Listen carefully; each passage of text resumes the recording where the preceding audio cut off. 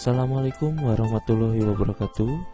Berjumpa lagi dengan saya, Ramadhani Saputra, dalam pelatihan Blended Learning pemanfaatan lahan pekarangan. Kali ini saya akan membawakan materi pemberdayaan masyarakat. Pemberdayaan masyarakat tidak mudah untuk dilakukan. Mengapa? Karena kita akan merubah sebuah pola hidup suatu komunitas tertentu. Sebelum melakukan pemberdayaan masyarakat, kita harus lebih dulu mengetahui yang namanya revolusi mental. Setelah itu, kita harus melaksanakan revolusi mental tersebut minimal terhadap diri kita sendiri. Dalam revolusi mental ada beberapa hal yang harus kita pelajari. Yang pertama, kita harus memiliki yang namanya awareness.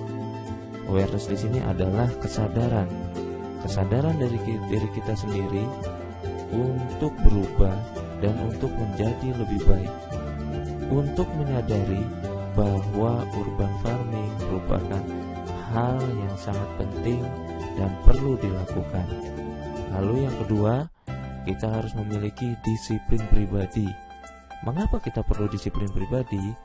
Karena disiplin pribadi ini akan mengajarkan kita untuk selalu berbuat lebih baik dari hari-hari sebelumnya. Selain itu, dengan disiplin pribadi yang tinggi, kita akan dapat menjadi contoh bagi masyarakat. Dan yang ketiga adalah gotong royong. Gotong royong ini merupakan kebiasaan baik yang sudah dilakukan oleh masyarakat Indonesia sejak dulu. Tetapi di kota-kota besar saat ini, gotong royong ini sudah sangat jarang ditemui. Apabila kita sudah dapat melakukan tiga hal tersebut, maka kita dapat menjadi seorang agen pembaharu atau pembawa perubahan. Untuk melakukan pemberdayaan, ada beberapa pendekatan yang bisa dilakukan. Salah satunya adalah pendekatan CIPO. Apa itu CIPO? CIPO itu terdiri dari 5 hal, yaitu konteks, input, proses, output, dan outcome. Dari segi konteks, dalam pendekatan pemberdayaan CIPO ini, kita harus mengetahui yang namanya aspek kelembagaan, aspek sistem, aspek organisasi, dan aspek penguasaan materi pemberdayaan. Dan yang kedua, kita juga harus mengetahui yang namanya input, yang terdiri dari seluruh sumber daya dan fasilitas yang diperlukan dalam memberdayakan agen pembaharu. Yang ketiga, kita harus mengetahui yang namanya proses. Proses ini adalah seluruh kegiatan atau langkah-langkah secara bertahap yang dilakukan dalam rangka pemberdayaan agen pembaharu. Yang keempat, kita harus mengetahui yang namanya output, yaitu hasil akhir setelah serangkaian proses pemberdayaan dilakukan. Dan yang terakhir yaitu outcome, yaitu nilai manfaat yang ditimbulkan setelah agen pembaharu memiliki tingkat pemberdayaan tertentu. Nah, Bapak Ibu, ini adalah pendekatan pemberdayaan dengan CIPO: konteks, input, proses, output, dan outcome.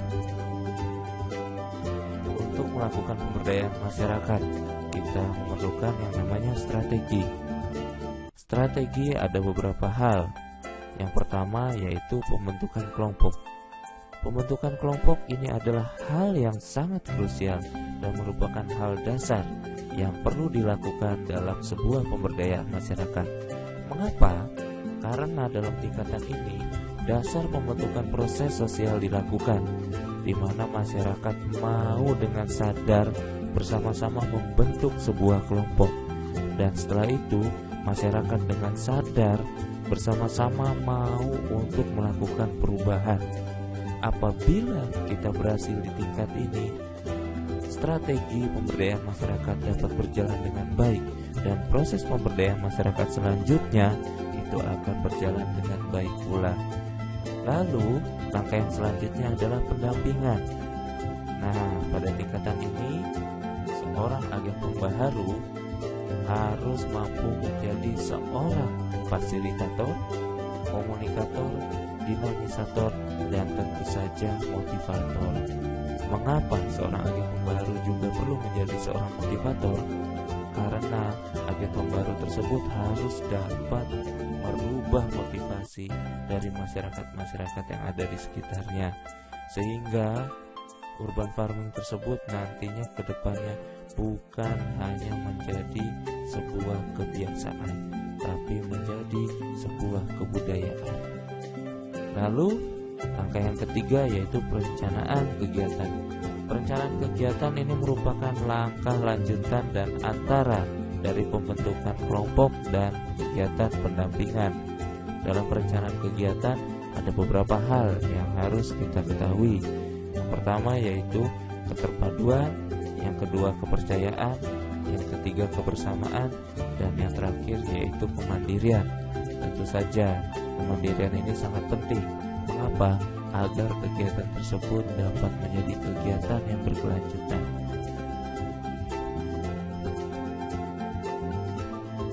Ada beberapa program pemberdayaan urban farming yang sudah dilakukan di tengah-tengah masyarakat kita.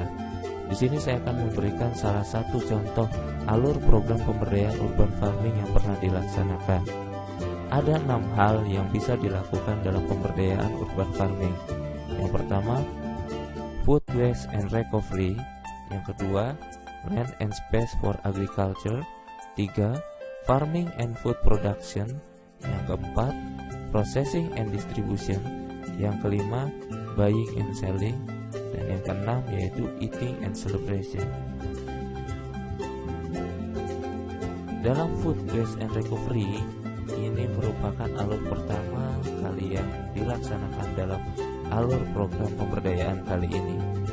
Dalam langkah ini, sebuah komunitas atau sebuah masyarakat harus mampu mengelola seluruh bahan organik yang dihasilkan di tingkatan rumah tangganya. Nah, pengelolaan ini merupakan pengelolaan dasar. Mengapa? Apabila pengelolaan ini bisa dilakukan oleh sebuah komunitas atau sebuah masyarakat, maka secara tidak langsung kita dapat mengurangi lebih dari 50% sampah yang ada di masyarakat. Mengapa? Karena lebih dari 50% sampah ini merupakan sampah organik. Lalu yang kedua, land and space for agriculture, di mana sebuah masyarakat atau sebuah komunitas harus mau menyediakan sebagian lahan untuk proses budidaya atau bercocok tanam.